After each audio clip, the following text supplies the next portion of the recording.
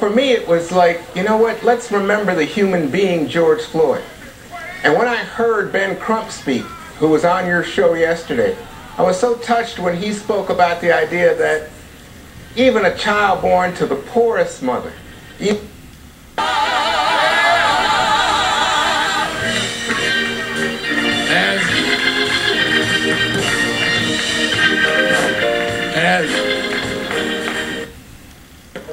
of the American Indian movement. Brother Bellecourt, we honored that you came. Thank you.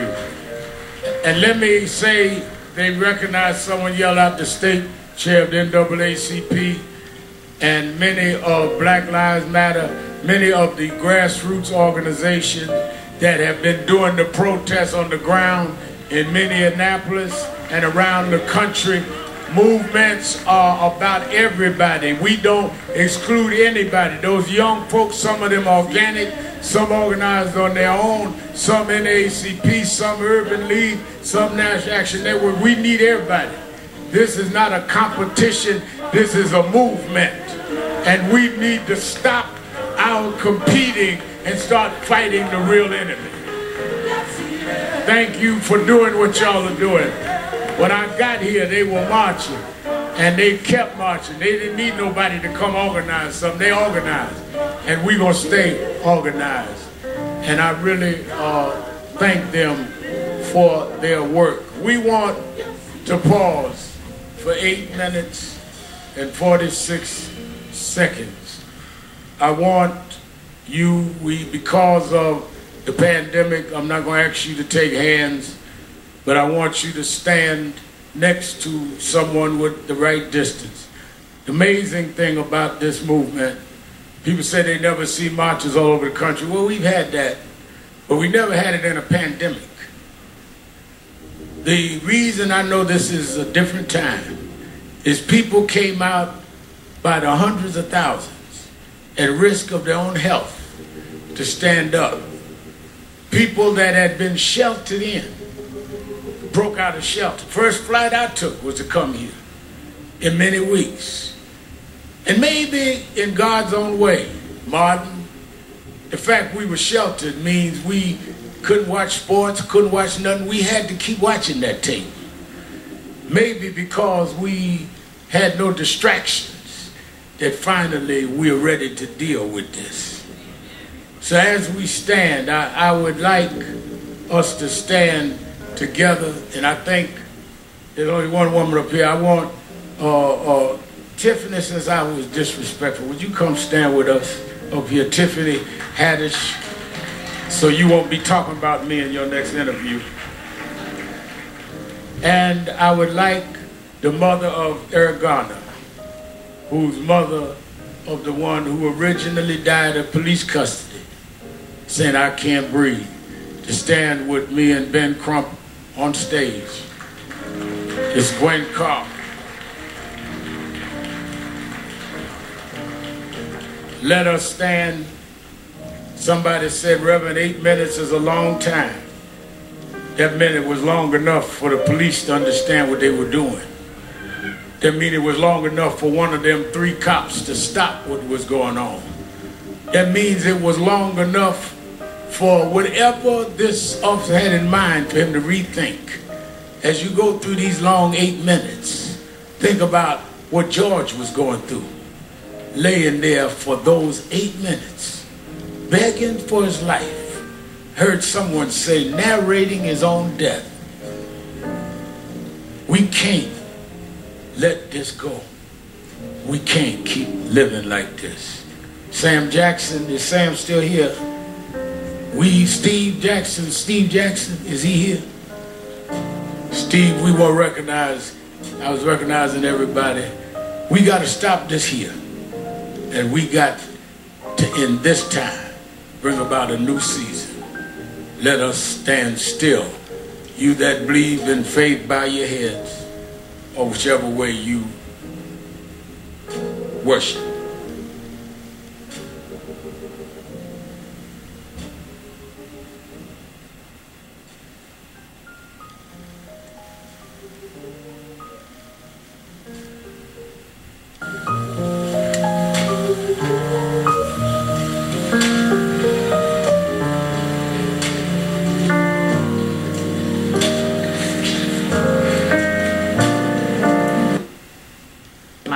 when Reverend Sharpton just came back to that refrain, get off our necks. Get off our necks.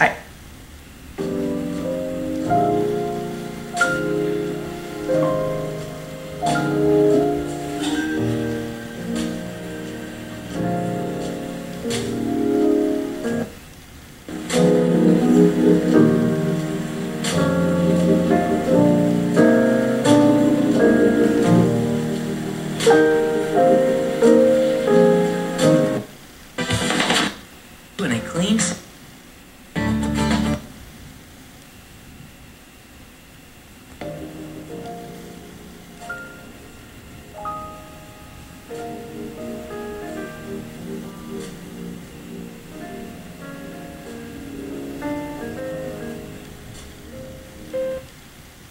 Of our U.S. citizens.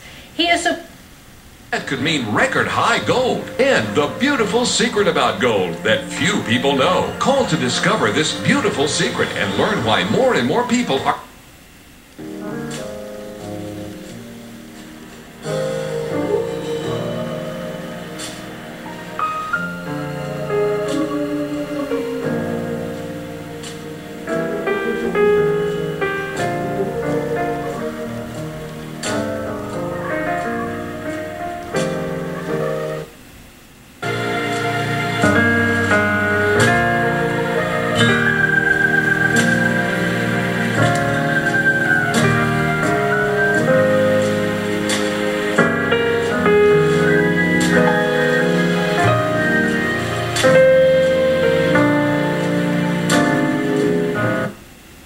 We are. So I say if that message made you uncomfortable, good. It makes you think. Bakari, what do you say to that? You know, Al Sharpton has given the eulogy so much. That's the first thing that crossed my mind. Like, Al Sharpton's here again having to do something that he does extremely well, which is deliver a powerful message to the country.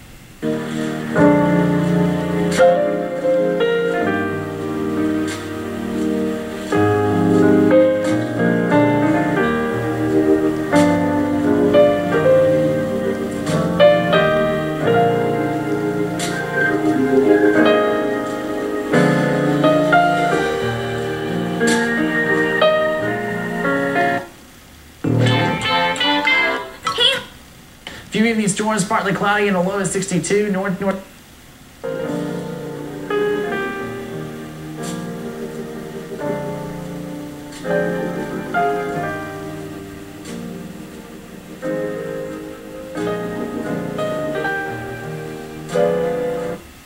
Spokane police were required to receive special training that weakens as you age.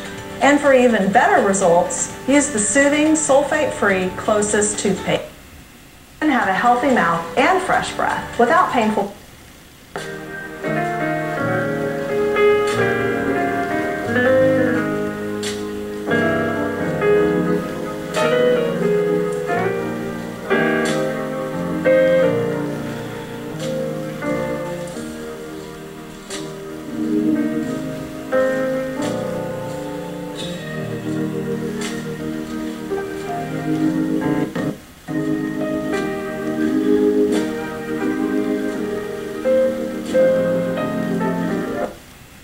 For another or return it for a refund. It's that simple because at Carvana, your car happiness is what...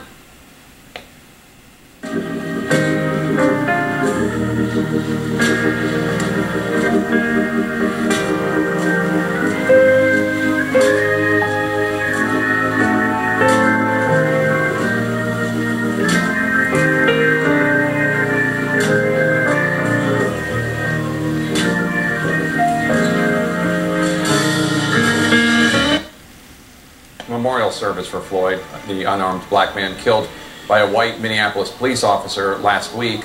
Family and friends, community leaders, and more.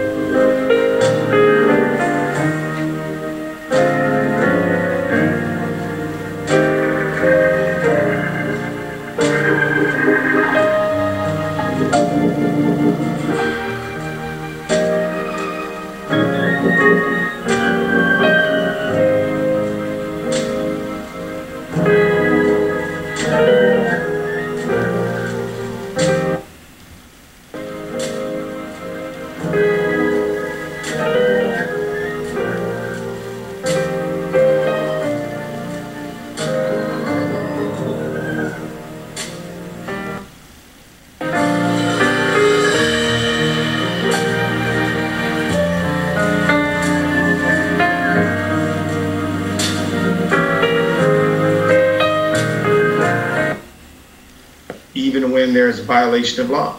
The Hennepin County Medical Examiner's final autopsy report concluded Floyd's death was due to cardiopulmonary arrest.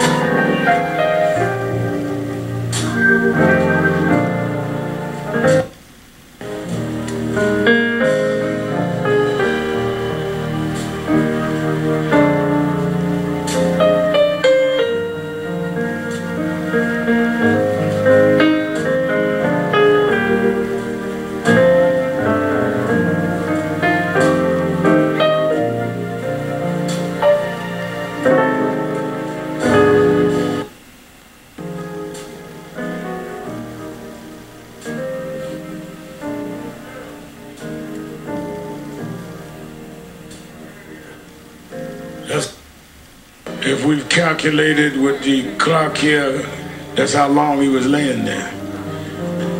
There's no excuse. They had enough time. They had enough time. Now what will we do with the time we have? As we usher the family out, please let us take them out first. The time we have. As we usher the family out, please let us take them out first. They have to prepare to go to North Carolina and then back to Houston, where we will do the final services. They appreciate you all for coming. Let everybody, just a benediction. And we're going to take the family out. Everyone else remain in your seats.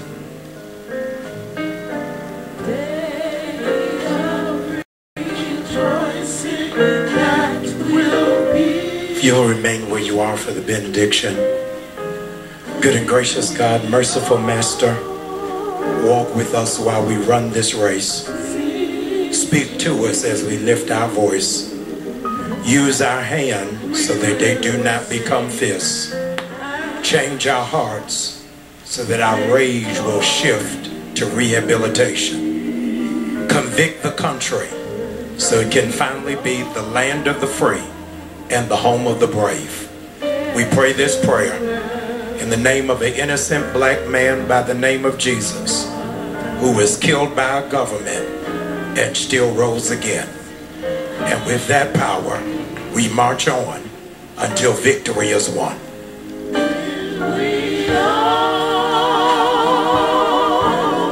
Let's usher the family. Excuse me, we need everyone to be seated except the family. Please, everyone. Excuse me, we need everyone to be seated except the family. Please, everyone, please be seated except. His innocence is gone. Way too soon. So, and that's the, you know, my ex-wife and still best friend posted a photograph of our little boy just reading a book, reading a Harry Potter book on the couch. And she tagged it saying, we're just enjoying these last days before we have to really talk to him. You know, so it's just, it's a deeply painful period. And yet I know that in a way that I've never seen before, there are 20, 30, 40, maybe 50 million white Americans whose hearts are breaking too. And maybe with some of these other deaths, you could say, oh, well, he was running, or he had a hoodie on, or he did something scary, or what's the cop supposed to do? He was scared for his life. I mean, I think we just now hit the 8-minute mark. I mean, that's a long time. And I think everybody can see it. Let me bring in today's show co-host and MSNBC anchor Craig Melvin. Craig, it was chilling that 8 minutes and 46 seconds. I'm a little bit above the crowd, but you can see the heads held down, people in prayer, and even moments of disbelief when the comprehension of knowing how long that period of time was. Tell me. And what's so interesting is that the people who are out here listening to every word, the crowds of people, which first of all I have to point out, it's a predominantly white crowd that's here, and they weren't just hearing it, they were listening to it, they were applauding it, clapping above their heads. And I think that that's what's so significant, George, is that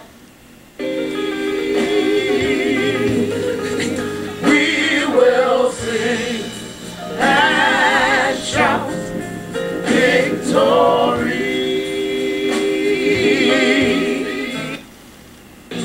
And shout victory. We will sing and shout victory. And looking up, Brian, you know, in 1963, not a month after the March on Washington gave people so much hope, a group of Klansmen bombed the 16th Street Baptist Church in Birmingham, Alabama, and Dr. King funeralized 3 of those girls. And what he said about those girls is that in the brief years that they were privileged to act on this mortal stage, they played their parts exceedingly well. And I think George Floyd has played his part exceedingly well. He will be a name that will be remembered for what I hope and pray will finally be real movement toward police reform. We desperately need it. Deracializing policing, making sure that black men, women, and children are policed as human beings and not treated as animals or subhumans. This man should still be here. That's how Rev started his eulogy. He should still be alive.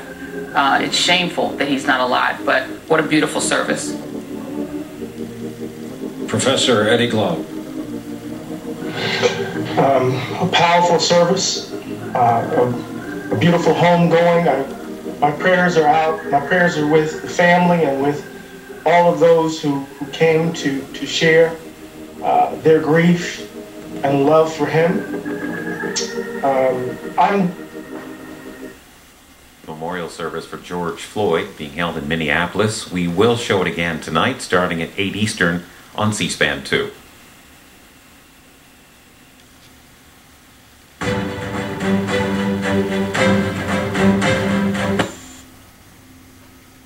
Continuing to offer their support and calling the name of George Floyd.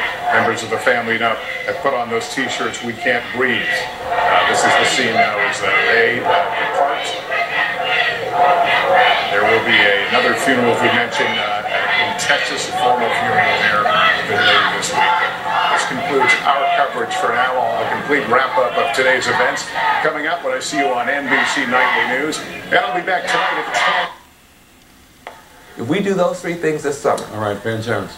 We lost my job. Law enforcement division was. That the American people are wrapped in a blanket of mutuality. I have had 11 surgeries. In Washington. It was at times intimate. We got to hear the story of George Floyd, the story of the Floyd family, the story of an American family, of a mom doing her best, of multiple kids in a bed, of what it was like to be his brother, what it was like to be his nephew, describing him as such a commanding presence. It was good to be able to laugh for a moment at what some people will forever find the unholy alliance of bananas and mayonnaise on a piece of bread. But here is this man who has changed American life in the days since his passing. The question for you, Joy, is that will this change American life forever? That I do not know, Brian. But I have to say, what a victory over the blight of enslavement that principally taught to both dehumanize black bodies and black people, but also to rip apart the family, to take away family, to take away lineage, to take away connection. Like me. Thank you. Thank you. Each year, Americans waste over 20. That's coming up on Monday. Of sale that you got when you bought the car. We come to on his neck. For 8 minutes and 46 seconds, George Floyd pleaded for his life, called for his late mother, and said he could not breathe. The pain experienced not only by that man, that human being, and his family and his children, but the pain of the people of America, witnessing what we have witnessed since the founding of this country, which is that the black lives have not been taken seriously as being fully human and deserving of dignity. And it should not require a maiming or torture in order for us to recognize a lynching when we see it, and recognize it by federal law and call it what it is, which is that it is a crime that should be punishable with accountability and consequence. So it is remarkable and it is painful to be standing here right now, especially when people of all races are marching in the streets of America, outraged by the hate and the violence and the murder that has been fueled by racism during the span of this country's life. And America is raw right now. Her wounds exposed. Raw from the fact that in the history of our country, black people have been treated as less than human.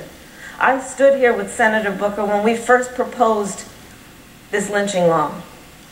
And we talked about the pain and the history of the pain of this issue in America. And the fact is that the country is raw because America has never fully addressed the historic and systemic racism that has existed in our country. And our bill in its current form is an opportunity. It's an opportunity for this body to acknowledge the seriousness of this, to acknowledge that if someone places a noose over someone else's neck Why would you require that in addition their heart would be pulled out or their body pulverized to the point beyond recognition? Our bill is an opportunity to right a wrong and an opportunity for a reckoning in federal law, and we cannot pretend that lynchings are a thing of the past. Ahmaud Arbery was a victim of a modern-day lynching. He was murdered on February 23rd, 2020, just 3 months ago. Today we learned that someone heard one of the men who killed Mr. Arbery use a racial slur after shooting him. He should be alive today, and his killers should be brought to justice. No longer should the crime of lynching go unpunished. No longer should victims and their families go without justice.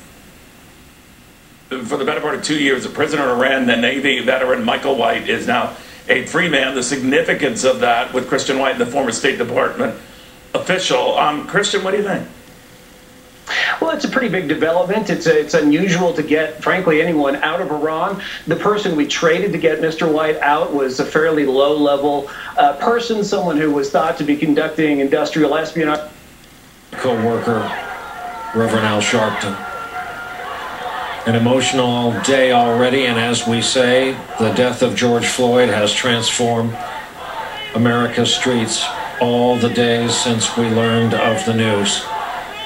At this point, turn it over to our friend and colleague Nicole Wallace for today's abbreviated version of Deadline White House. Nicole. Thank you, Brian. Your coverage has been remarkable, and everything that Joy said, a lot of that was embodied in the words of George Floyd's brother, Terrence Floyd, who even in his grief and in his pain stood at this site. We're going to go there in a second to hear from Gabe Gutierrez and called for a lot of what Joy just talked about, called for people to vote, to get educated about where people stand on these issues, and to appreciate the power of their vote. So all these messages coming at us at once in one single day. Thank you for your coverage of that. We're going to go now, as I said, to Gabe Gutierrez, who is at the site of George Floyd's fatal encounter with police. Gabe? Hey there, Nicole. Well, this crowd listened to that very emotional service over a loudspeaker, and I can tell you it was just incredible to see. Some of them cheered during Reverend Al's powerful eulogy, where he often repeated that phrase, "get off our necks," that very powerful phrase that really brought tears to some in this crowd. Now, this is the location, as you mentioned, where George Floyd uttered his last breath. And Nicole, we have been speaking. The preview of coming attractions? I don't think so. No, there's just no real sign yet that the Iranian...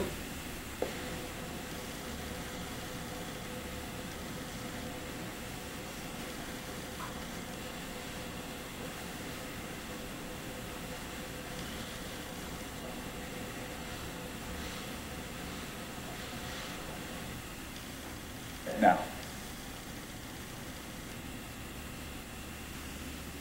And I know she's looking down and hoping that we don't disappoint her.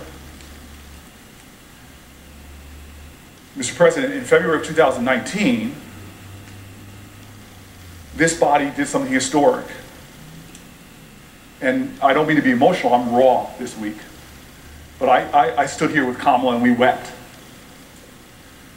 And we talked about the hundreds of years, over a century, excuse me, of effort to pass legislation, brought up and defeated time and time again in this body by avowed segregationists, and how proud I was that at a time when leadership be to embrace every possible way we can within the Constitution, to undertake a series of reforms to help the police do better, to help the governors and the mayors fulfill the desires of their population, control those folks that are going to be rioters, because they're criminals.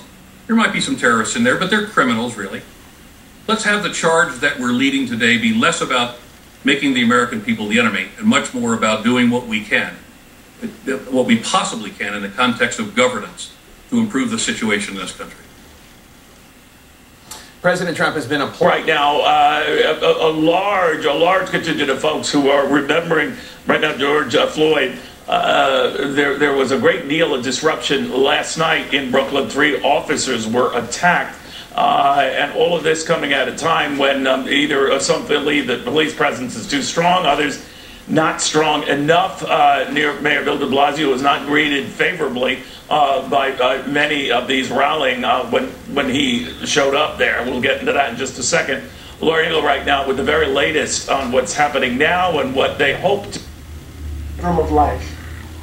So as we look at the body in the coffin, Nicole, what does George Floyd's death convict us to do in life? We have to earn one's death by embracing with passion the conundrum of life. This holy hush gives us an opportunity to really engage in the kind of self-reflection to imagine ourselves anew.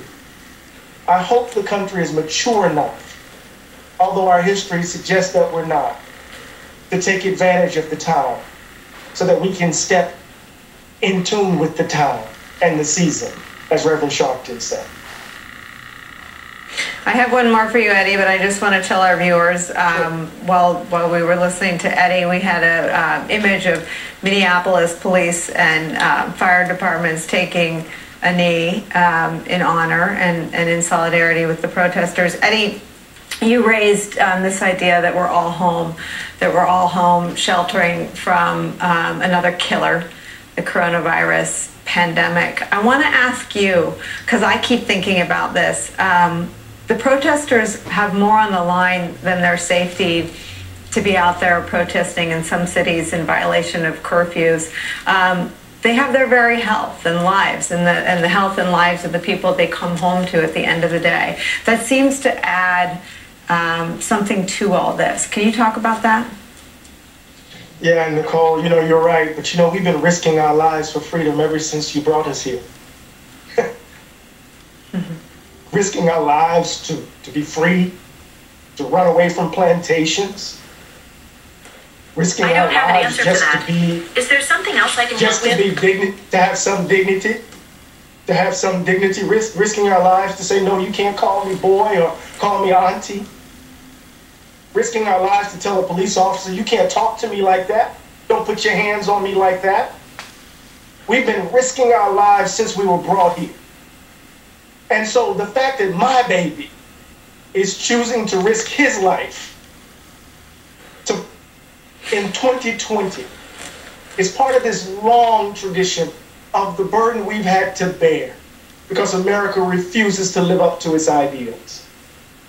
Because America refuses to believe that it's not a white nation in the vein of Europe. Because America refuses to step into its historic role, if it only would do so, to be the first genuinely multiracial democracy in the history of the modern world. My Lord. Eddie, I gotta hit you with one more. Are you today in this moment more tired or more hopeful? I'm both. I kept thinking about I kept thinking about Thomas Dorsey's Precious Lord. Precious Lord, take my hand. Lead me on, let me stand. I'm tired. I'm weak. I'm warm. Lead me home. And then I'm hopeful. Every moment of crisis, every moment of inflection point as we are in also offers a moment of possibility. So, as I said to Brian, wherever human beings are, we have a chance. We have to recognize, though, that we're miracles and we're SOBs all at once, though. But wherever we are, we have a chance. Eddie, you are a miracle. I'm grateful to have you as my colleague and friend here. And I hear everything you're saying in your voice. Thank you so much for being part of our coverage. We're going to keep an eye on all of this, on everything that's happening in Minneapolis and around the country. People remembering, doing their best to honor the life of George Floyd, but also demanding change. Out the city of St. Paul, we have a whole division within our police department for community engagement. our school resource officers that are assigned to the 7 schools in the city of St. Paul, our coaches, mentors. The fish that you bought. We know the story of all the fish that we've sold because that's what recruited out of our school district because we want to be more reflective of the community we serve. SROs throughout this country play a critical role in police-community relations. You know, I was thinking when we were going to chat, Chief, that all the officers involved with charges second-degree murder, which shows intent to kill. Do you believe the officers involved were intending to kill George Floyd? You know, I watched that video and I've talked to a lot of our officers in our department. A couple of them even had tears in their eyes when I talked to them off to the side. This is a disturbing video. Under no circumstances that I can possibly think of, possibly fathom, should Mr. Floyd have lost his life. And what's equally disturbing to me and the other officers on our department that I talked to is he's taking his last breaths after over 4 minutes of being underneath that knee. 3 other officers are standing there and doing nothing. And to me, whether you have your knee on the neck of a person that's about to take their last breath, or 3 officers who are standing there doing nothing, it's equally disturbing to me and all the police officers that I've talked to within our department. Chief, we're showing separately a crowd that is gathering for more protests tonight in New York City, more to the point in Brooklyn, New York. Things got pretty hairy last night with attacks on at least 3 officers. They hope to, you know, not see that happen again, but sporadically who was in the car, all right? Mr. Maurice Hall, who's with us right now, with Counselor. Thank you very much, Counselor, for coming back, Ashley McFarland. Thank you very much to have you both. Thank you for waiting over the break. I wanted to be clear to people. The stop that resulted in the death of George Floyd also resulted in no arrest for you or the other person who was in the car. You were let go at the end of all of this, right? And Chris, I want to interrupt for 1 second. Please. Because I think this is an important point. Oftentimes and most times, you know, I don't allow my clients to talk to the media, right, for various reasons. Mm-hmm. This is a different case. The only reason that we have the pressure that we have right now is because of the public seeing what happened and the public reacting and making sure that justice is being carried out. I want to make sure we didn't get into a lot of the facts here tonight because I want to preserve my client's testimony for trial as a potential witness in trial. But I think it's important for the public to know that Mr. Floyd did not resist. That is clear without a doubt. So I want to be careful of how much we talk about on your show, and I respect you a lot. But that was the point of doing this, is to make sure that the public knew that he did not resist. Understood. And much of the rest of the facts we'd like to preserve. We'd like to preserve for court. Understood. Agreed to and understood and accepted, counsel. I was just trying to highlight the fact that a man is dead and people will actually let go at the end of it. So the idea of suggesting, well, it had to be something bad is, at a minimum, a weak argument. Now, the man you knew as your friend, Mo, tell me why, or tell me what people need to understand about George. Big, strong George, could be menacing, maybe scare a police officer because of how big he was. What did you need to know about George, and what did George know about himself that led him to handle himself the way he did? George is a very wise guy. He knows his strength. He knows his capability. He knows his heart. He knows where he comes from. He's a leader. He's very wise. He has an aura, an energy about himself. He knows how to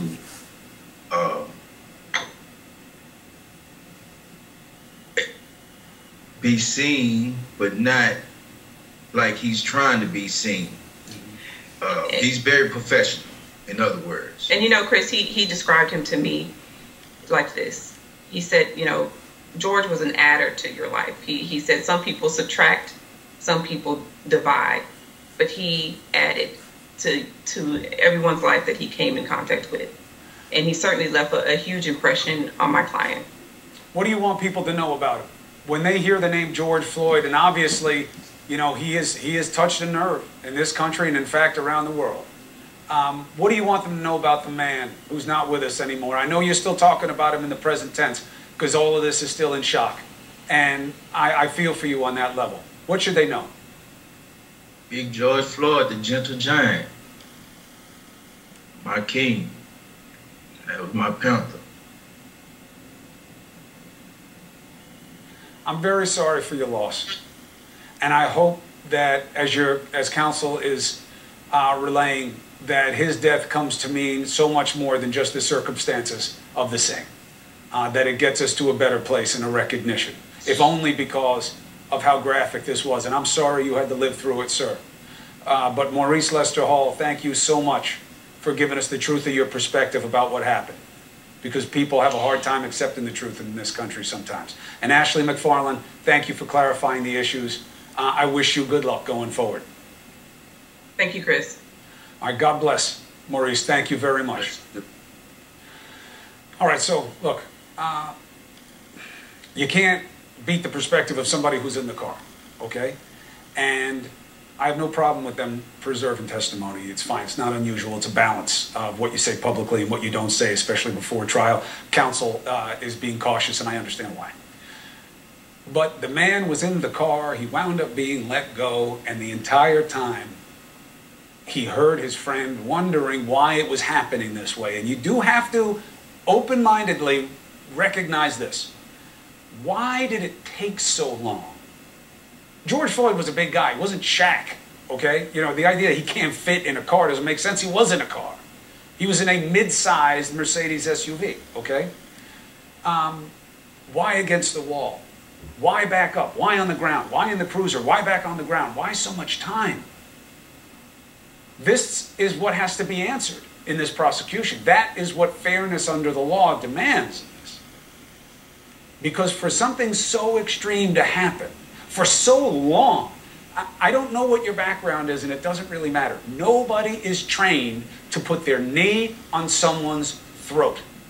It is an inherently deadly thing to do. I'm not talking about on the nape of the neck, I'm not talking about on the back of the neck, I'm talking about on the throat, okay? I have most of a lifetime learning this stuff. You won't find a cop who told you he was trained to do that. Why do it? Why that long? Why nobody's saying anything about it? It is a horrible mystery. And that interview is very helpful in just cementing our idea that it didn't make sense to him either. Now, before Floyd was killed, we were taking apart the murder case of Ahmaud Arbery in Georgia. It's not just one thing, okay? The pandemic, what happened with Arbery on your screen, what happened with Floyd on video. We have more information to share with you about the Ahmaud Arbery case. Details are emerging. All three suspects are ordered to stand trial. Ahmaud's mother has been listening to the interview, and she's here along with an Arbery family attorney. I want to shift your attention to that because it's the same issues. I know they're not police. Makes the case harder on those defendants.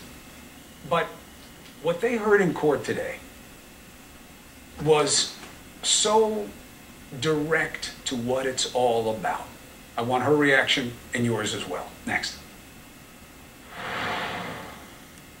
That the Attorney General of the United States has suddenly become an interior minister in a thugocracy with a private militia of some type that reports to him is antithetical to every precept of American democracy. And that's before we get to the threats of the president threatening the American people with the deployment of the most lethal combat force in world history to the streets of the nation that they swear to protect.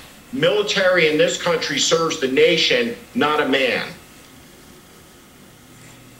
Steve, on the issue of the use of active duty U.S. troops against Americans in American streets, we've seen a couple of interesting dynamics. We have seen, General Mattis, General John Allen, Admiral Mike Mullen, apparently General Dempsey, former chairman of the Joint Chiefs, is going to speak out tomorrow in an interview on NPR's Morning Edition in the morning.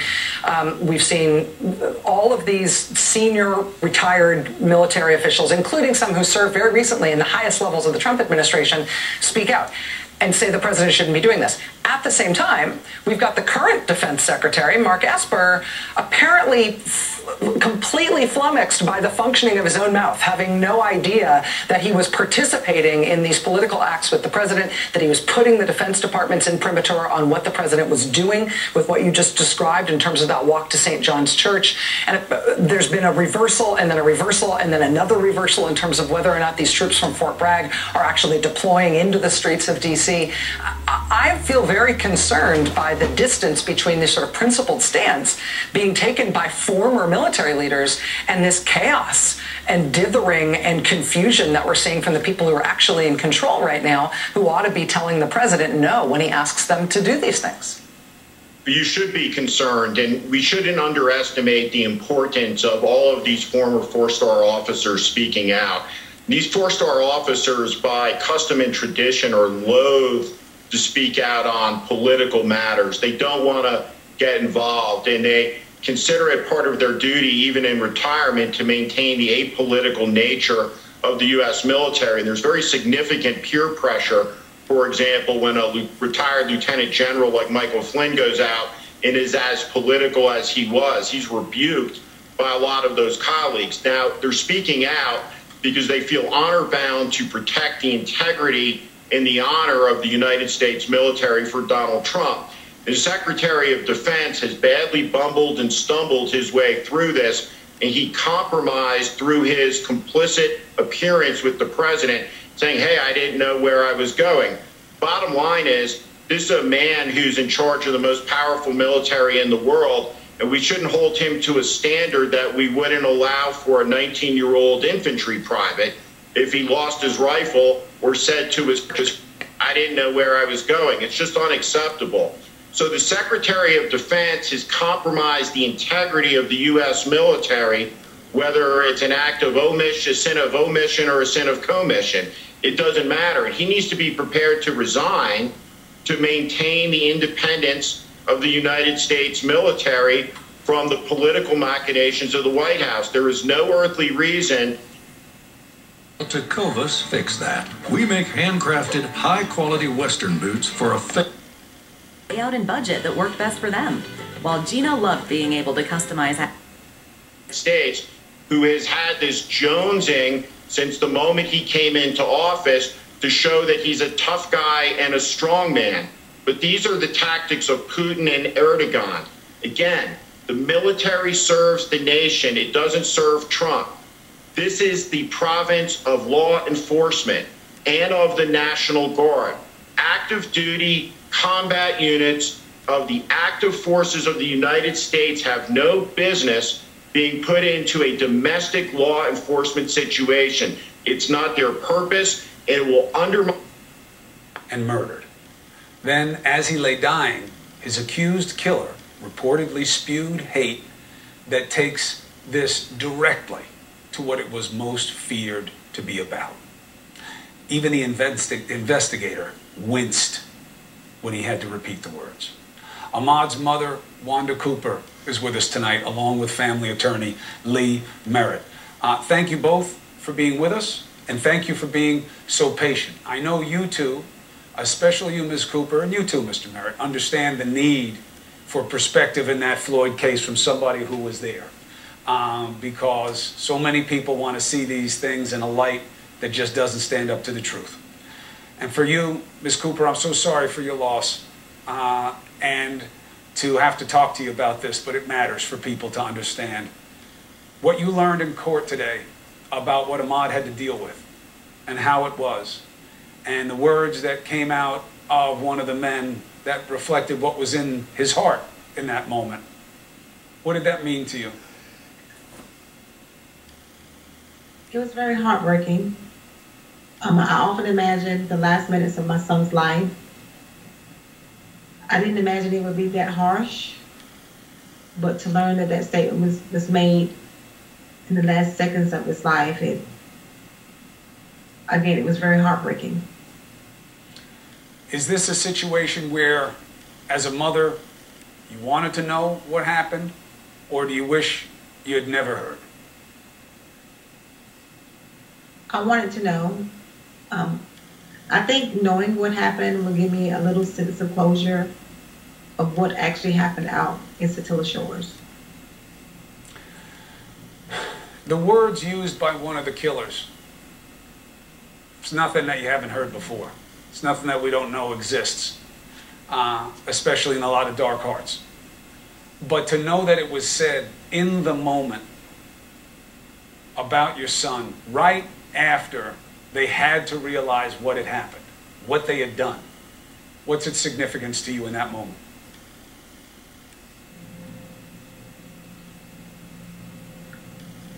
At this point, I'm really speechless because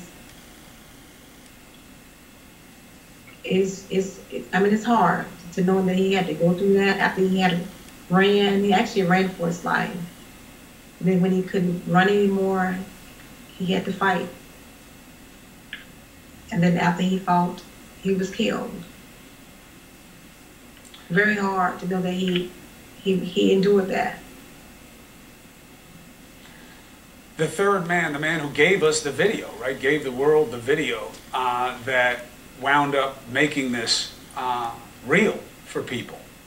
His lawyer says he was just doing what any patriotic citizen would do. He was helping a neighbor. He saw a man he didn't recognize running down the street, a vehicle with people he did recognize pursuing them, so he went to help and see.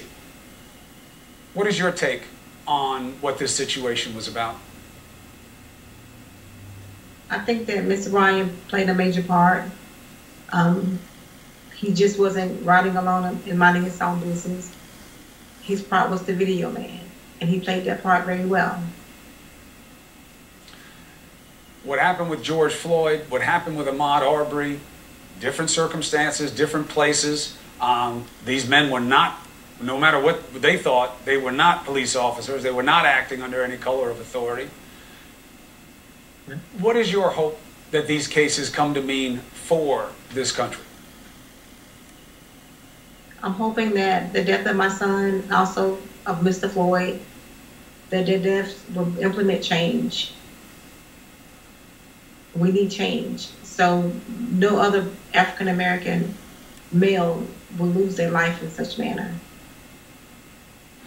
Now, last time I interviewed you, Ms. Cooper, and you, Counselor, I cut it because I'm not going to bathe you in the misery that you have to live with more than the rest of us and for the rest of your life.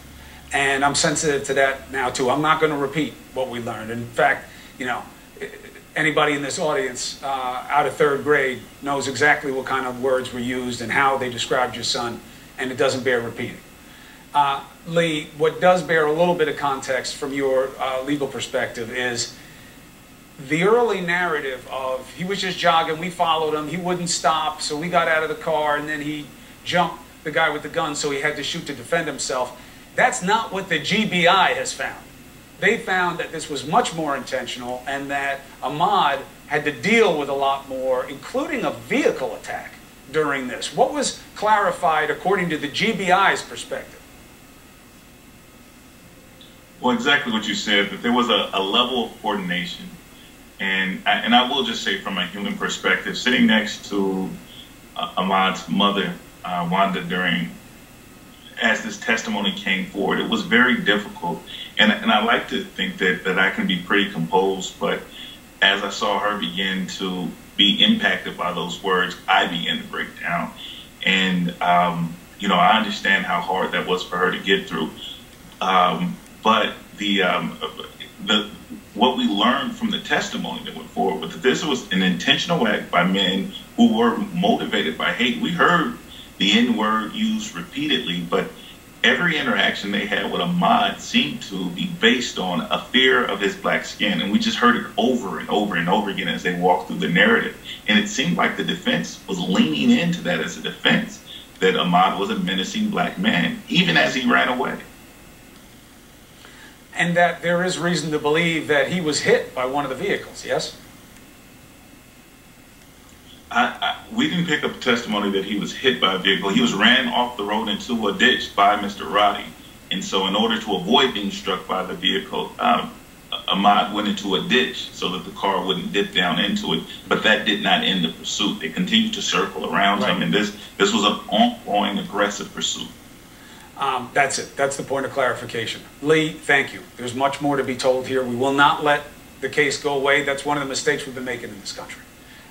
We have to stay on these situations through resolution and figure out what difference they make in that community, because the difference on your lives will be forever. We have to honor that as well. Ms. Cooper, I'm sorry to put you in these hard situations, but I hope in the interest of truth and understanding it makes a difference in people's lives. God bless you and the family. I wish you well.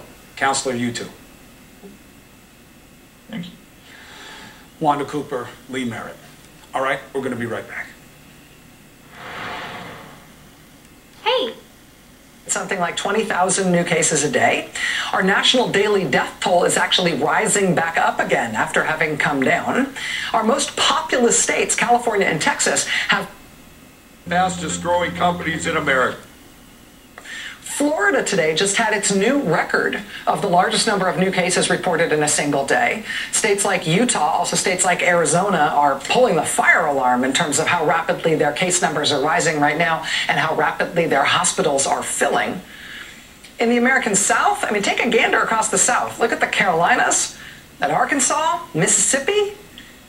This is not good, what's going on right now. And the White House, of course, does not want to talk about the epidemic and the fact that they are basically walking away from the botched coronavirus federal response as if this is over and it's all fixed. But what's really happening right now with the epidemic is not good. We really are at 108,000 Americans dead as of tonight and counting.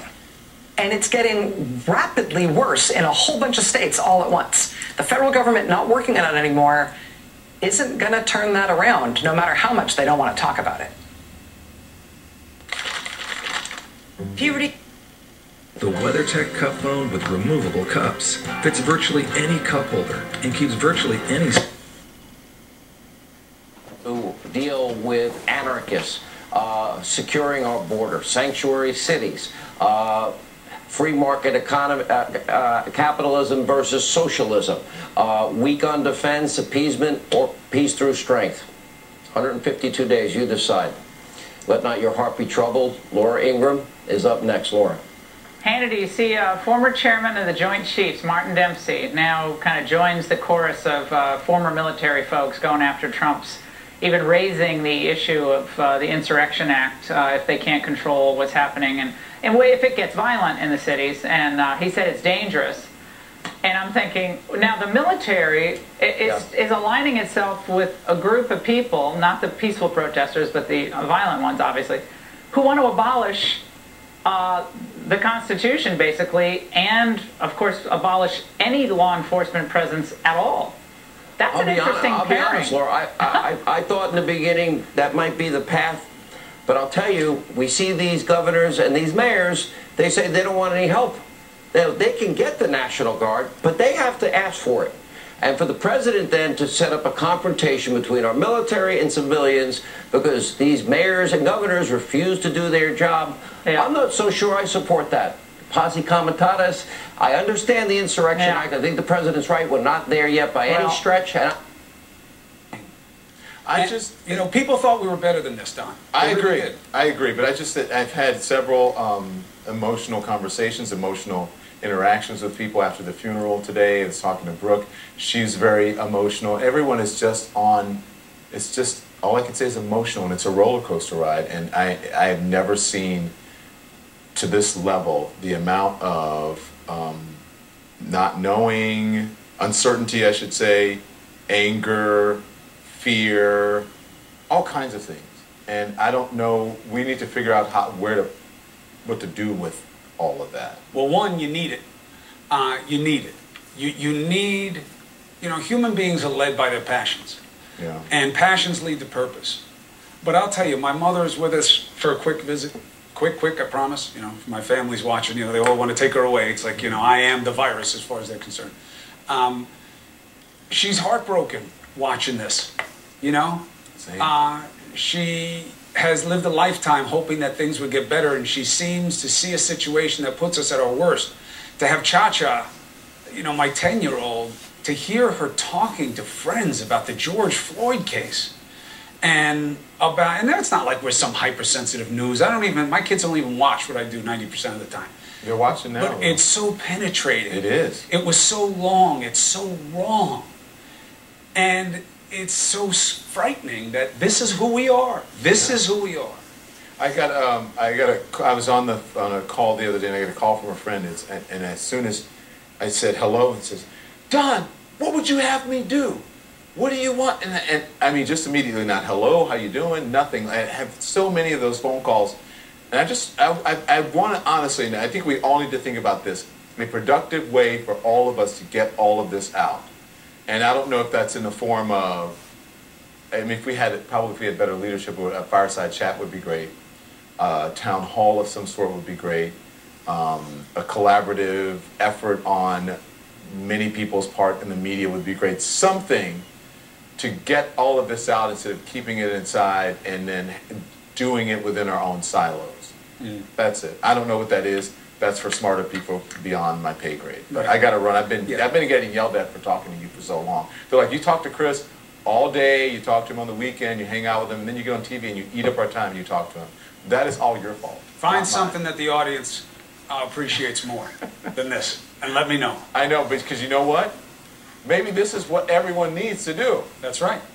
You got the white friend, Everyone says, I love your bromance. But it's, I don't know, I just think of you as Chris. It's kind of weird. It's not like a bromance. I mean, look, I am just ridiculously attractive, Chris, and you are Don. Boy, you have got the biggest ego I've ever. It's all insecurity. It's all insecurity. Nobody loves Chris more than Chris, and if you don't believe it, ask Chris. Okay. Thank you, buddy. I love you. I love you. This is CNN Tonight. Everyone, it's all home. This is CNN Tonight. I'm Don Lemon. Thank you so much for joining us. Of course, we have breaking news. We have protesters who are still in the streets tonight in spite of curfews in some of the nation's biggest cities. It has been a day of massive demonstrations from coast to coast on the day of George Floyd's memorial service in Minneapolis, his homegoing. And the message was unmistakable. The reason why we're marching all over the world is we were like George. We couldn't breathe, not because there was something wrong with our lungs, but you wouldn't take your knee off our neck. We don't want no favors. Just get up off of us, and we can be and do whatever we can be. And no wonder. George Floyd didn't die peacefully in his bed after a long life. He died in the street with a white police officer's knee on his neck. He died calling out, "I can't breathe," and begging for his mother. And this is the result. Look at these live pictures happening in New York City right now. Police facing off against protesters. Protesters against police, police against protesters. We've been watching it now for 10 nights. For 10 nights. As I said, as we watch this, George Floyd didn't die peacefully in his bed after a long life. He died in the streets. White police officers, knee on his neck. He died calling out, "I can't breathe," begging for his mother. He died like so many black men and women. He was a victim of racism. And if you can't tell the truth about that at his homegoing, when can you? With thousands and thousands of Americans, as we are seeing now, live on television, black and white and brown, taking to the streets to protest the death of George Floyd and the long, disgraceful history of police brutality against people of color. The president apparently couldn't even be bothered to tweet about it today. Even as these scenes play out, the president can't be bothered to tweet about it, instead doubling down on his law and order, tough guy stance. That's our Shimon Prokupecz. We're going to get to him in just moments as this chaos is playing out. Looks like right there in Midtown, right across from the Plaza Hotel. Tonight, the president is tweeting, "Don't burn churches, in America. Even though it was his own photo op in front of St. John's Church after peaceful protesters were gassed that outraged faith leaders. And showing his ignorance of history. You know who did burn and torch and firebomb a lot of churches in America? White supremacist racists trying to terrorize black people. Read about it. Pick up a book. It's a known thing. But this president doesn't read history. He rewrites it. And he is trying it again tonight, sharing a letter from his former attorney, John Dowd, including this quote: "The phony protesters near Lafayette were not peaceful and are not real. They are terrorists using idle, hate-filled students to burn and destroy." Well, CNN was on the scene of that protest. And what we saw were peaceful protesters gassed, there is videotape, attacked by police. The action this president condoned, gassing them so he could have his church photo op, is nothing but the mark of a wannabe autocrat. Still, he had a chance yesterday to address the racial turmoil in this country. Asked in the friendliest possible way by Fox's Brian Kilmeade what he's going to do about police violence against people of color, the president answers by bragging about his poll numbers. According to a Axios ISPOS poll, 70% of white Americans say they trust the local police. Only 36% of African Americans do. How do you attack that problem? How do you change things? Well, I think it's a very sad problem. As you know, as a Republican, I'm doing very well with African Americans and with to vote, in polls and everything, especially. I mean, I haven't seen one very recently because you had the plague come in from China, so that changed things up. Given another opportunity to actually answer how he'll handle the law enforcement part of the problem, the president complains that he didn't get enough attention for adding comments about George Floyd's death to the top of his speech in Florida for the NASA SpaceX launch on Saturday. I've spoken about it numerous times in various speeches, and it's interesting. I spoke about it when we launched a very successful rocket, a tremendous program that culminated on that day, and now obviously it goes on from there. But I then made a speech, and it was a speech about the rocket, and I devoted 25% of the speech probably to what happened, or more, to what happened with respect to George Floyd. Speech about a rocket. Wasn't a speech about George Floyd or racism or how African Americans are treated by police. Speech about a rocket. The president apparently expects a pat on the back for taking on comments about George Floyd in that speech, comments that included the president saying, quote, "My administration will stop mob violence and stop it cold." And on the third bite at the apple, he was asked about Joe Biden's speech in Philadelphia this week, vowing to heal the racial wounds in this country. A guy like Sleepy Joe Biden was in there for 43 years. Then he says, "I think we should do this." I saw it today. He took his mask off for the first time in a while. I haven't seen his face for a long time. And he said, "I think we should do this," or "I think we should do that." And actually, then he started speaking through the mask again. He feels comfortable with the mask on, I think. So, in response to questions about police violence, this president talks about his poll numbers.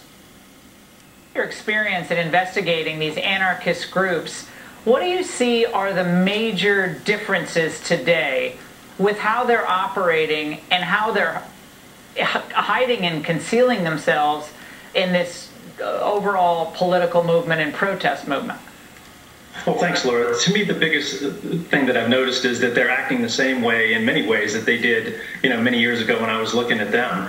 And it just so happened I was working against these groups like Antifa and the neo-Nazis and the KKK at the same time. They were in two different cities in the Midwest. I don't want to say where because I know the FBI is probably still looking at these groups. But you had, on the one hand, much different tactics than you had with Antifa. For example, the neo-Nazi groups tended to be much more open. We knew who they were. You could knock on the door and talk to them. Some of them were informants. And Antifa, Alf, those Anarchist groups were the exact opposite. They were very difficult to find. If you went and knocked on the door and were able to identify somebody who was a perceived leader and tried to get into the group, they would put you aside and tell you to go find your own group and, you know, get back to them once you'd established yourself as a leader and had your own group. Harmeet, today you filed the first ever lawsuit against Antifa on behalf. And if ever there was a time for us to make changes, this is it. I think our country is at a crossroad, and obviously there are thousands and thousands of people all across our country and indeed around the world who want justice, who want our police to actually protect us, not be the source of killing Black people. And so you cannot hear Kamala and Corey's voices and not be affected. I wish more Republican senators have been on the floor to hear them. Senator Mazie Hirono, thank you very much for joining us tonight.